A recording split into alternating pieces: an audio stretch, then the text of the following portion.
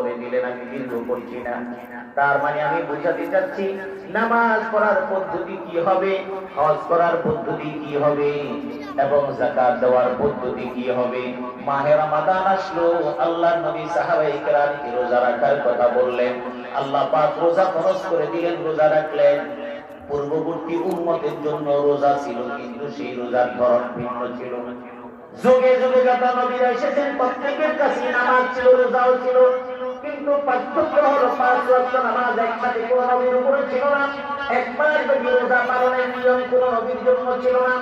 ওই যুগে ইহুদিরা বিশেষ করে রোজা পালন করতেন, সেহরি খেতেন না, সেহরি সাওয়াত ছাড়া তারা রোজা রাখতেন। বর্তমান সমাজে বহু ধর্মের অনুসারীদের মধ্যে উপবাস থাকার নিয়ম আছে, কিন্তু মুসলমান যেই পদ্ধতিতে রোজা পালন করে সেই পদ্ধতি তাদের নাই। সাহাবায়ে কেরামকে সেহরি খাওয়ার জন্য রাখলেন এবং তিনি বললেন